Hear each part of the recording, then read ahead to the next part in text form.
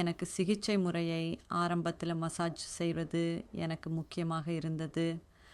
ஆமாம், நான் அதை மருத்துவமனையில் செய்திருந்தால் நல்லாக இருந்திருக்கும் எனக்கு தோன்றுகிறது. ஆமாம், மசாஜ் ஆரம்பத்தில் செய்திருந்தால் எனக்கு முன்னேற்றம் கிடைத்திருக்கும். ஆனால் எப்படியோ மருத்துவமனையை விட்டு வெளியேறிய பிறகு நான் ஒரு தனியார், ஆமாம், தகுதியான மசாஜ் நபரிடம் சென்றேன். அவர் எனக்கு உதவினார். ஆரம்பத்தில் நான் வாரத்தில் 3 முறை அங்கே சென்று கொண்டிருந்தேன். பின்னர் 1 மாதம் கழித்து நான் வாரத்தில் 2 முறை சென்று கொண்டிருந்தேன். பின்னர் அது மெதுவாக மேம்பட்டது. நான் மாதத்துக்கு 1 முறை பண்ணி கொண்டிருந்தேன். அதை 1 வருடம் தொடர்ந்தேன். அதே நேரத்தில் நான் பாயிண்ட் செவலியரில் உள்ள காரிங்டன் ரீஹேபில் சென்று கொண்டிருந்தேன். அங்கே அவர்கள் எனக்கு சரியாக நடக்க உதவினர். ஆமாம், என் கையை எப்படி நகர்த்துவது, பொருட்களை எப்படி பிடிக்க வேண்டும் என்பதையும். 3 மாதங்கள் 3-4 மாதங்கள் கழித்து நான், ஆமாம், அவங்களுடைய பயன்படுத்திய கால வரையறை அது. அதுக்கப்புறம் நான் இந்த உள்ளூர் ஜிம்மில் சேர்ந்தேன். ஆமாம், அவங்களுடைய காரிங்டன் ரீஹேபில் உள்ளவங்களோட நான் உள்ளூர் ஜிம்மில் ஒரு திட்டத்தை செய்தேன் மற்றும் அவங்க கூறிய பயிற்சிகளை செய்தேன். அது எனக்கு உதவும் என்று. வீட்டில் என் இயக்கம் சரியாக உள்ளது. நான் இன்னும் தூசு துடைப்பதில்லை. என் கணவர் அதை செய்கிறார். ஆமாம், அது ஆரம்பத்தில் இருந்த முக்கிய விஷயங்களில் ஒன்று. ஏனெனில் நீங்கள் ஒரு துடைப்பான் கைப்பிடியை அல்லது ஒரு தூசி துடைப்பான் பிடிக்க முடியாது. அது மிகவும் ஏமாற்றமாக இருந்தது. எனவே நீங்கள் செய்ய முடியாத விஷயங்கள் ஒன்று அது. ஆமாம், நான் அதை விட்டுவிட்டேன். அதனால் அது நீங்கள் அறிந்தீர்களா? ஒவ்வொரு முறையும் உங்கள் கையை நீங்கள் வைத்தால் அது 1 வினாடி அங்கே இருக்கும். பின்னர் அது கீழே விழும். எனவே நீங்கள் ஒரு கையால் அதை செய்வீர்கள் மற்றும் ஒரு கையால் துடைப்பான் வேலை செய்ய முயற்சிக்கிறீர்கள். அது எளிதல்ல. ஆமாம், ஆமாம், சில நேரங்களில் நான் பாத்திரங்களை செய்ய முடியும். நான் அதிக சத்தம் செய்கிறேன், ஏனெனில் சத்தம் செய்கிறேன். ஆமாம், மற்றும் சமையல் நான் மெதுவாக பாத்திரத்தை பிடிக்க கற்றுக்கொண்டேன். ஆரம்பத்தில் நான் அதை பிடிக்க முடியல.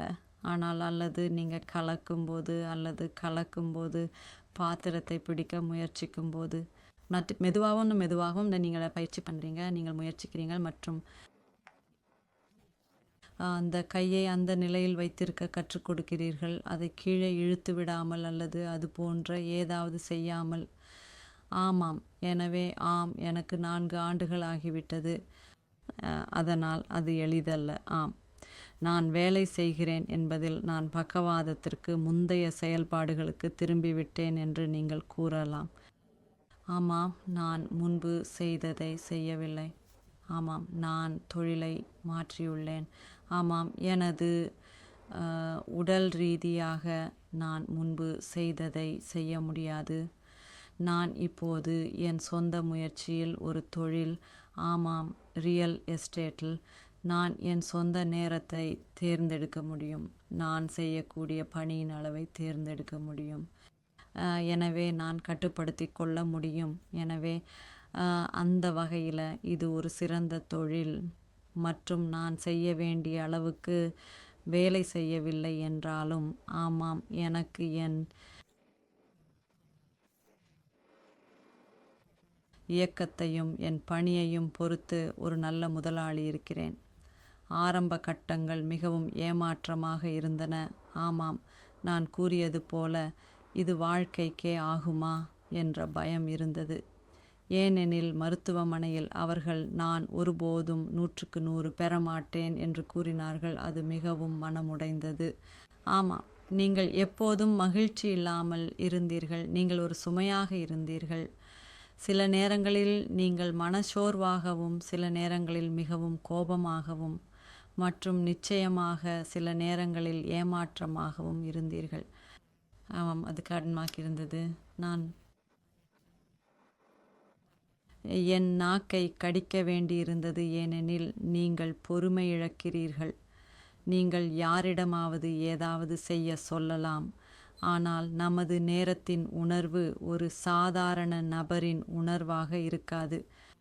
ஒரு வினாடி சில நேரங்களில் 1 மணி நேரமாக தோன்றலாம். எனவே ஆமாம், என் மகள் 1 நிமிடம் காத்திரு, நான் செய்வேன் என்று சொல்வாள். எனவே நீங்கள் அறிந்தீர்களா, நான் மீண்டும் மீண்டும் சொல்லாமல் இருக்கிறேன். நீங்கள் கற்றுக்கொள்ள வேண்டிய விஷயங்களில் ஒன்று அது. ஆரம்பத்தில் ரீஹேபிள் செஷன்களுக்கு செல்ல என் மகள் ஆஸ்திரேலியாவில் இருந்து வந்தார். அவர் 1 மாதம் தங்கினார்.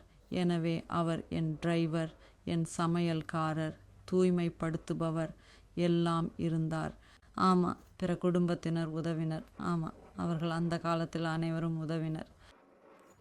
எனவே என் மகள் சென்றபோது நான் பேருந்துகளில் செல்ல முடிந்தது. பின்னர் அது மிகவும் ஏமாற்றமாக இருந்ததால் நான் ஓட்ட முடிவு செய்தேன். 6 மாதங்கள் கழித்து நான் என் டிரைவேயில் மேலே மற்றும் கீழே ஓட்டினேன். காரிங்டன் மக்கள் என்னை பிடித்தனர்.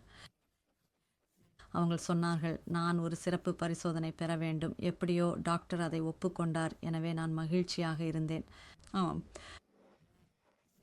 சுய இயக்கம் என்பது உண்மையில் ஒரு உயர்ந்த உணர்வு. ஏனெனில் நீங்கள் எங்கு வேண்டுமானாலும் செல்ல முடியும். நீங்கள் விரும்பியதை செய்ய முடியும். நீங்கள் அறிந்தீர்களா? உங்கள் கையை பயன்படுத்த முடியாவிட்டாலும் குறைந்தபட்சம் நீங்கள் சுற்றி செல்ல முடியும். ஆரம்பத்தில் நான் ஒரு படுக்கை வைத்திருந்தேன். படுக்கையிலிருந்து வெளியேற உதவ ரெயிலை பிடிக்க அது அகற்றப்பட்டது. ஆனால் ஆரம்ப கட்டங்களில் நான் அதை பயன்படுத்தினேன், என் கையை அதில் வைத்து. ஏனெனில் நீங்கள் அதை வைத்துவிட்டால் அது பிடித்துவிடும். எனவே நான் தள்ளவும் இழுக்கவும் பயிற்சி செய்தேன். எனவே அது எனக்கு சில தசைகள் வளர உதவியது என்று நினைக்கிறேன். ஏனெனில் என் தள்ளுதல் மற்றும் இழுத்தல் இப்போது மிகவும் வலிமையானது. மற்றும் சுவர்களை பயன்படுத்தி உங்கள் கையை வலுப்படுத்தவும் நேராக செய்யவும் முயற்சிக்கவும். நான் கூட அலமாரியின் பக்கத்தை அதே செய்வதற்காக பயன்படுத்தினேன். ஏனெனில் நீங்கள் படுத்திருக்கும் போது நீட்டிப்பது. நீங்கள் முகம் கீழே முயற்சிக்கிறீர்கள். உங்கள் கைகளை முன் தள்ளுகிறீர்கள். நீந்தும் இயக்கம் போல நீட்டிக்கிறீர்கள். நான் பல யோசனைகளை பயன்படுத்தி சமாளிக்க முயன்றேன். மற்ற சிகிச்சைகள் நான் முயற்சித்தது சீன மூலிகை மருந்துகள் மற்றும் சீன அகுபங்சர் மற்றும் மசாஜ். உண்மையில் நான் மிகவும் ஆக்கிரமமாக இருந்தேன், ஏனெனில் நான் விரும்பினேன் மற்றும் நான் என் வலிமையை விரைவாக மீண்டும் பெற வேண்டும் என்பதால் நான் அதை செய்தேன். இந்த 3 விஷயங்களையும் ஒரு நேரத்தில் ஒவ்வொரு நாளும் செய்தேன். எனவே நான் மசாஜ் செய்தேன், நான் அகுபங்சர் செய்தேன், மேலும் நான் சீன மூலிகை மருந்து எடுத்தேன். ஆனால் உண்மையில் நான் அதில் மிகவும் பணம் செலவிட்டேன். அது எனக்கு சுமார் $70 ஒரு நாளைக்கு செலவாகியது. நான் அதை வாரத்தில் 7 நாட்கள் செய்தேன் மற்றும் 3 மாதங்கள் செய்தேன். ஆனால் மொத்தம் ரொம்ப ஏமாற்றம் அடைந்தேன். நான் அவை எனக்கு எந்த பெரிய உதவியும் தராது என்று நினைத்தேன். மற்றும் சிலர் அவை பயனுள்ளதாக இருக்கலாம் என்று சொல்கிறார்கள். ஆனால் எனக்கு அவை எந்த நன்மையையும் தரவில்லை என்று நான் உணரவில்லை. மற்றும் எனக்கு சிகிச்சை குறிக்கோள்கள் உள்ளன. ஆரம்பத்தில் நான் சுமார் 5 நிமிடங்கள் நடக்க முடியும். நான் மிகவும் சோர்வாக இருந்தேன். ஆனால் நான் ஒவ்வொரு நாளும் நான் என் திட்டத்தை 3 முறை நடக்க திட்டமிட்டேன். காலை, மதிய உணவு நேரம் மற்றும் மாலை. எனவே நான் உண்மையில் அதை தொடர்ந்தேன் மற்றும் மற்றும் மற்றும் மெதுவாக நான் நடக்க முடியும். 10 நிமிடங்கள் நேரம் 5 நிமிடங்கள் நடப்பதற்கு பதிலாக. மற்றும் நான் வேகமாக நடக்க முடியும் மற்றும் நான் நடக்க முடியும். என் வேகம் அதிகமாகிறது. எனவே ஏனெனில் நடப்பது சிறந்த உடற்பயிற்சி என்று எனக்கு கூறப்பட்டது. நான் ஒரு எக்ஸர்சைக்கிளும் வைத்திருக்கிறேன். அதை நான் தினமும் பயிற்சி செய்கிறேன். இது என் முழங்கால்களை வலுவாக வைத்திருக்க உதவுகிறது. அது உண்மையில் உதவுகிறது. நான் தோட்டப்பணிகள் மற்றும் துணி உலர்த்தும் கம்பிகளை செய்கிறேன். நான் முன்பு இருந்தபடி சாதாரண மனிதராக இருக்க முயற்சிக்கிறேன்.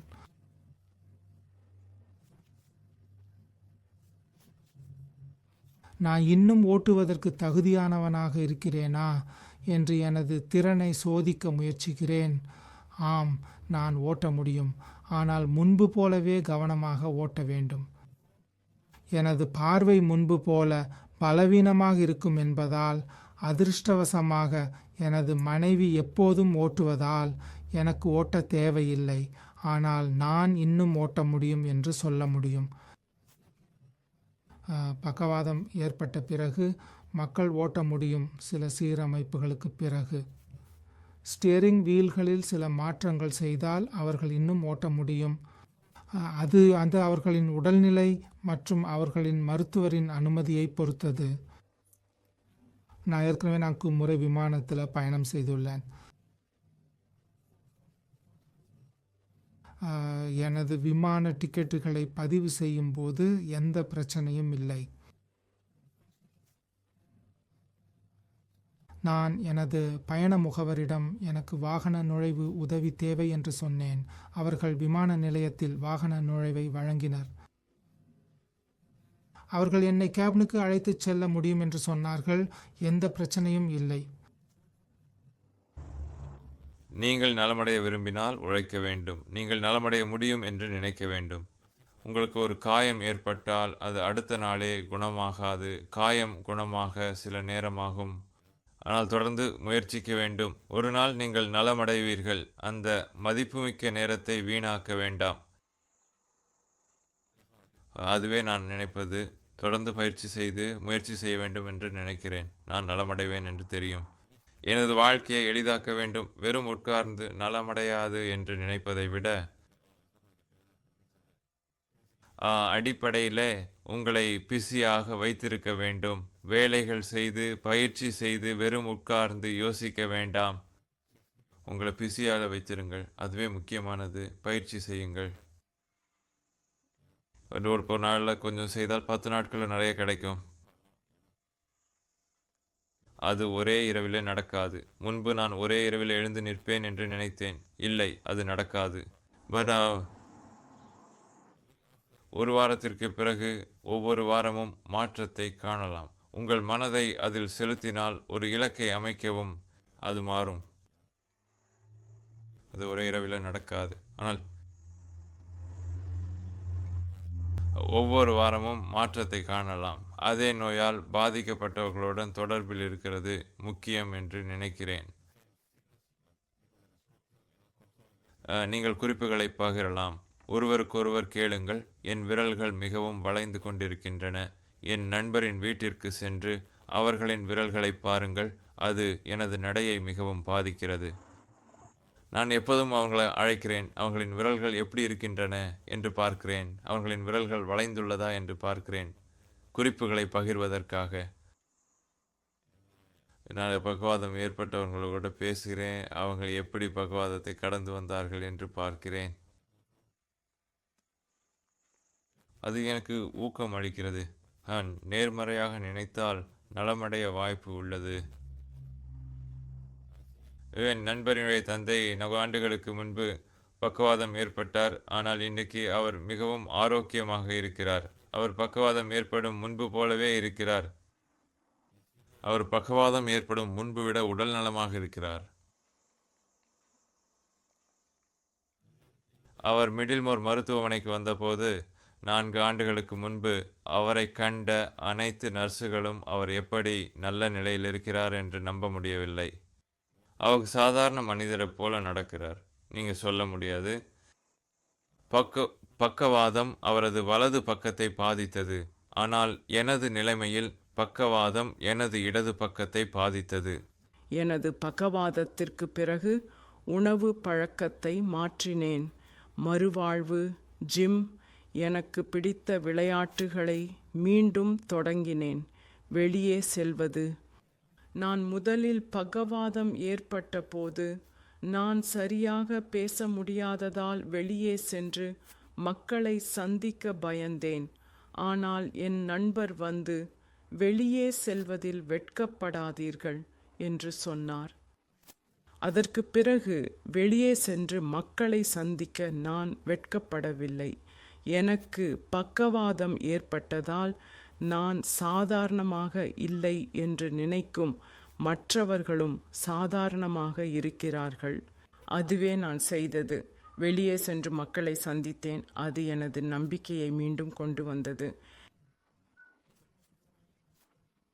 அதுக்காக நான் செய்த 5 விஷயங்கள்: உணவு, மறுவாழ்வு, ஜிம், விளையாட்டுகள், மக்களை சந்திக்க வெளியே செல்வது. உங்களுக்கு என்ன நடந்தாலும் மக்களை சந்திக்க பயப்பட வேண்டாம். எனக்கு முதலில் பக்கவாதம் ஏற்பட்ட போது நான் பேச முடியவில்லை. எனது வலது கால் பயன்படுத்த முடியவில்லை. எனது பக்கவாதத்திற்கு பிறகு 6 மாதங்களில் நான் செய்த முன்னேற்றம். எனக்கு பேச்சு பிரச்சனை இருந்தாலும் அது எனக்கு பிரச்சனையாக இல்லை. எனது மருத்துவர் எனக்கு 6 வாரங்கள் வரை வாகனம் ஓட்ட அனுமதிக்கவில்லை என்று சொன்னார். எனது பக்கவாதத்திற்கு பிறகு 6 வாரங்கள் அல்லது நான் மருத்துவமனையில் இருந்து வெளியே வந்த பிறகு அவர் எனக்கு 6 வாரங்கள் சாலையில் செல்ல வேண்டாம் என்று சொன்னார். 6 வாரங்கள் முடிந்ததும் நான் மருத்துவரிடம் சென்று ஓட்ட அனுமதி கேட்டேன். அவர் எனக்கு ஓட்ட அனுமதி கொடுத்தார். இப்போது நான் ஓட்ட முடியும். நான் எனது மறுவாழ்வுக்கு தனியாக செல்ல முடியும். ஆனால் எனது குழந்தைகள் என்னை சுற்றி ஓட்டினார்கள். அது கொஞ்சம் ஏமாற்றம் அளிக்கக்கூடியதாக இருந்தது. ஏனெனில் நான் என்னால் மட்டும் வெளியே சென்று என்னால் மட்டும் ஷாப்பிங் செய்ய முடியும் என்று பழகியிருந்தேன். ஆனால் இது போன்ற விஷயங்களுடன் அது நடக்கிறது. எனவே என்னுடைய மறுவாழ்வு செயல்முறையின் போது என்னுடன் நடந்தது என்னவென்றால், நான் உடற்பயிற்சிக்கு சென்றேன். என்னுடைய உடற்பயிற்சி பயிற்சியாளர் என்னை சமநிலை நடக்க நான் சரியாக நடக்க முடிகிறதா மற்றும் என் சமநிலை எப்படி இருக்கிறது என்பதை பார்க்க டிரெட்மில்லில் ஏறினேன். எனது வலது பக்கம் அல்லது என் கையை மற்றும் விரல்களை வலுப்படுத்துவதற்கான வெவ்வேறு பயிற்சிகளை எனக்கு காட்டுவது மற்றும் என் பேச்சு குறிப்பிட்ட சொற்களை பேசுவது மற்றும் நான் எப்படி இருக்கிறேன் என்பதை பார்க்க நீங்கள் அறிய வெவ்வேறு சொற்களை பேசுவது மற்றும் என்னவோ எழுதுவது அல்லது நான் செய்யக்கூடிய வெவ்வேறு விஷயங்களை காட்டுவது மற்றும் நான் வெளியே வந்த பிறகு அவற்றை மீளத் தொடர்ந்தேன். என் மாற்றுத்திறன்களில் மற்றும் அவற்றை ஒவ்வொரு நாளும் செய்வது, எழுதுவது மற்றும் நடப்பது மற்றும் பேசுவது போன்றவை. நீங்கள் அதை செய்யும்போது நீங்கள் சோர்வடைகிறீர்கள். எனவே நான் செய்தது என்னவென்றால், நான் சோர்வடைந்தால் நான் நிறுத்தினேன். அந்த புள்ளியை தாண்டி என்னை ஒருபோதும் தள்ளவில்லை. நான் என்ன செய்ய முடியும் என்பதை மட்டுமே செய்தேன். என் உடலை பற்றி என்னால் என்ன செய்ய முடியும் மற்றும் என்ன செய்ய முடியாது என்பதை பற்றி கற்றுக்கொண்டேன். நான் நிறுத்துவேன், பின்னர் ஓய்வு எடுப்பேன் அல்லது தூங்குவேன். அதை சொல்லும்போது நான் ஒருபோதும் ஒரு முறை கூட நினைக்கவில்லை, நான் வழக்கமான நிலைக்கு திரும்பப் போவதில்லை. நான் உறுதியுடன் இருந்தேன். எனக்கு உறுதி இருந்தது மற்றும் நான் என்னை வழக்கமான நிலைக்கு திரும்பச் செய்ய நேர்மறையாக வைத்திருந்தேன். அந்த பக்கவாதம் அல்லது மீளத் தொடர்ந்து எனக்கு இலக்குகளை அமைக்க கொடுக்கப்பட்டது. நான் இருக்க விரும்புகிறேன் என்று ஒரு இலக்கை அமைத்தேன். ஏனெனில் அந்த நேரத்தில் நான் ஒவ்வொரு முறையும் உதவியுடன் இருந்தேன். நீங்கள் அறிய, நான் ஏதாவது செய்வேன், எங்காவது செல்வேன், எனக்கு எப்போதும் உதவி தேவைப்பட்டது. ஆனால் என் இலக்கு என்னால் செய்ய முடியும். நீங்கள் அறிய, எனது சொந்தமாக நிற்க எந்த உதவியும் இல்லை. மெதுவாக நான் அங்கு சென்று கொண்டிருக்கிறேன், ஏனெனில் நான் இப்பொழுது பல விஷயங்களில் உதவியின்றி இருக்கிறேன். நீங்கள் அறிய, நான் அங்கு சென்று கொண்டிருக்கிறேன் என்று நான் அறிகிறேன். ஏனெனில் பக்கவாதத்திலிருந்து 6 மாதங்களில் நிறைய முன்னேற்றம் உள்ளது. நான் படுக்கையில் என் வழக்கமான உடற்பயிற்சிகளை செய்கிறேன். நீங்கள் அறிய நான் எழுவதற்கு முன் ஆம் நீங்கள் அறிய காலை பில்களை எடுத்துக்கொள்வீர்கள். பிற்பகலில் யாராவது வீட்டில் இருந்தால் நான் வெளியே சென்று வழக்கமான பாதையில் நடக்க முயற்சிக்கிறேன். நீங்கள் அறிய அதற்கு பதிலாக, ஏனெனில் உள்ளே இருப்பது வெளியே இருப்பதிலிருந்து மாறுபட்டது. எனவே நான் எப்பொழுதும் வெளியே சென்று நடக்கிறேன் அல்லது நாங்கள் செல்வோம். குழந்தைகள் தொடுதலை கொண்டிருக்கிறார்கள் மற்றும் நான் எங்கு? நான் மேலே மற்றும் கீழே நடக்கக்கூடிய நல்ல இடம். நீங்கள் அறிய சமநிலையில் மற்றும் பாறை பகுதிகளிலும் கூட நான் சமநிலையற்ற மேற்பரப்பில் நடக்க முயற்சிக்கிறேன். நீங்கள் அறிய என் நம்பிக்கையை உயர்த்த முயற்சிக்கிறேன். ஏனெனில் நான் வெளியே நடக்கும்போது எப்போதும் யாராவது என்னுடன் இருக்கிறார்கள். ஆனால் நீங்கள் அறிய ஒரு முறை நான் மெதுவாக அந்த நம்பிக்கையை பெறுகிறேன். ஏனெனில் நான் வீட்டில் குச்சியை எரிந்து விடுகிறேன் மற்றும் நான் சுற்றி நடக்கிறேன். நீங்கள் அறிய மற்றும் வீட்டில் உடற்பயிற்சி என்பது நீங்கள் அறிய எவ்வளவு முடியுமோ அவ்வளவு நடக்க, உங்கள் உடலின் ஒவ்வொரு பகுதியையும் நகர்த்த முயற்சிக்க, நீங்கள் அறிய முயற்சிக்க. நான் நகர்த்த முடியும், நான் பக்கத்தை நகர்த்த முடியும், ஆனால் அதை கட்டுப்படுத்த முடியாது. நீங்கள் அறிய பாருங்கள், இப்போது நான் என் கையை உயர்த்த முடியும், ஆனால் முன்பு அதை உயர்த்த முடியவில்லை. அது முற்றிலும் செயலிழந்தது. மற்றும் என் கால், நான் அதை உயர்த்த முடியும். பாருங்கள், மெதுவாக நகர்கிறது, மெதுவாக திரும்பி வருகிறது. எனவே நீங்கள் அதை வைத்திருக்க வேண்டும். அந்த உடற்பயிற்சி, அதாவது அது உங்களுக்கு எதுவும் செலவாகாது. அது உங்கள் சொந்த செயல். நீங்கள் வெளியே சென்று சுற்றி நடக்க வேண்டும். நாள் முழுவதும் தூங்குவது நல்லதல்ல. நீங்கள் ஒருபோதும் நலமடைய மாட்டீர்கள். ஏனெனில் நான் அறிகிறேன், இந்த பகவாதம் உங்களை சோர்வடைய செய்கிறது. நீங்கள் அந்த சோர்வுடன் போராட வேண்டும். நீங்கள் எங்கு இருக்க விரும்புகிறீர்கள் என்பதை அடைய நீங்கள் அறிய.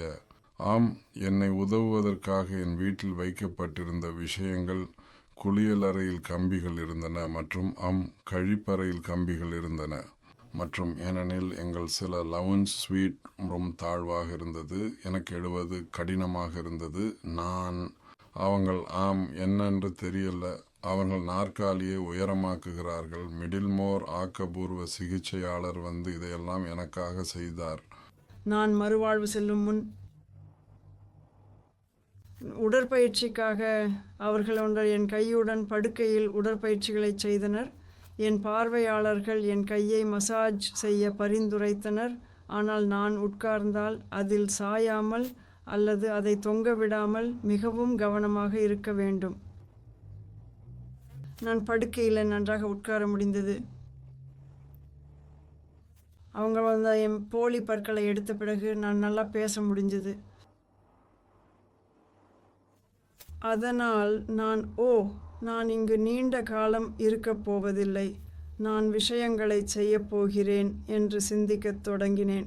பின்னர் எனக்கு மறுவாழ்வு அறைக்கு செல்ல நேரம் வந்தது. ஒவ்வொரு வாரமும் நான் முன்னேற்றம் அடைந்ததை கவனித்தேன்.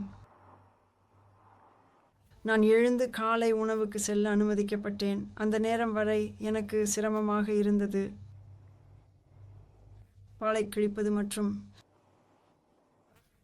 ரொட்டியை வெண்ணெய் தடவுவது. எனவே என் மகள் ஒவ்வொரு காலை உணவையும் உதவுவதற்கு வந்தார். அதற்கு பிறகு ஒரு வாரம் நான் மற்றவர்களுடன் காலை உணவறைக்கு செல்ல அனுமதிக்கப்பட்டேன். மீண்டும் வாகனத்தில் எடுத்துச் செல்லப்பட்டு எனக்கு வாகனத்தில் எங்கு வேண்டுமானாலும் செல்ல முடியும். நான் மறுவாழ்வில் சுமார் 6 வாரங்கள் இருந்த காலத்தின் இறுதியில் நான் உடற்பயிற்சியாளருடன் வெளியே நடக்க அழைத்துச் செல்லப்பட்டேன். அவள் என்னை படிக்கட்டுகளில் மேலே மற்றும் கீழே நடக்க அழைத்துச் செல்வாள். நான் வீட்டிற்கு திரும்பும்போது நான் என் படுக்கை சுற்றி நடக்கிறேன். எந்த உதவியும் இல்லாமல் வாகனத்திலிருந்து வெளியேறுகிறேன். நான் உணவறைக்கு நடக்கிறேன். என் பார்வையாளர்கள் சிலருடன் வெளியே நடக்கிறேன். ஆனால் அது இன்னும் என் கான்ட்ராக்ட் இருக்க வேண்டும், ஏனெனில் என் சமநிலையை உறுதிப்படுத்த வேண்டும். ஞாயிற்றிருந்த கிழமையில் நான் ரொம்ப உணர்ச்சி வசப்பட்டேன். அது நான் வீட்டுக்கு செல்வதால் மட்டுமே என்று நினைக்கிறேன். நான் நடப்பதில் மிகவும் ஆர்வமாக இருந்தேன் மற்றும் நான் அங்கு முழு நாளும் சோகமாக உட்கார்ந்திருந்தேன். மற்றும் நான் சொன்னேன், ஏய், நான் என்னை தள்ளத் தொடங்கினால் எனக்கு சிறந்த வாழ்க்கை இருக்கிறது. ஓ, அதுவே நான் நடக்கத் தொடங்கிய விதம். ஆம், நான் ஒரு நாற்காலியில் உட்கார்ந்து முழு நாளும் சோகமாக இருக்காமல் நடப்பதன் மூலம் நான் மிகவும் மகிழ்ச்சியாக இருந்தேன். ஆனால் ஒரு முறை நான் நடக்கத் தொடங்கினேன். எல்லாம் என்னுள் கொதிக்கத் தொடங்கியது. வாவ், அதற்கு அப்பால் வாழ்க்கை இருக்கிறது. நீங்கள் அறிய, அதுவே நான் ஆனது. ஏனெனில் நான் அதிலிருந்து வெளியே வர என்னை தள்ள வேண்டும். பின்னர் எல்லாம் கொதிக்கத் தொடங்கியது. நான் ஒரு புதிய மனிதன். பக்கவாதத்திலிருந்து 5 ஆண்டுகள் மற்றும் நான் பல வழிகளில் மிகவும் மேம்பட்டேன்.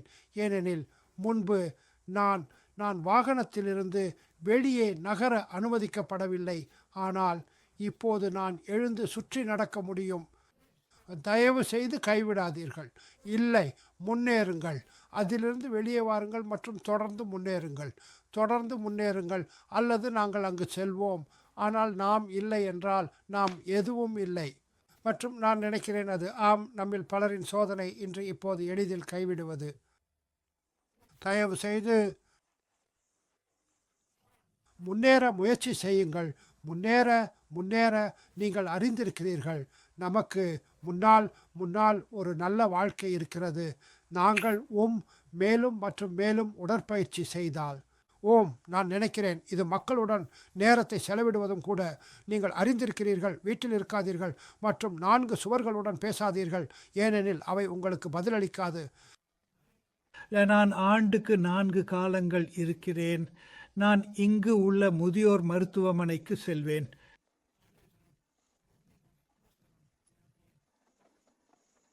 மற்றும் அங்கு நான் ஒரு இரவல் செலவிடுவேன்.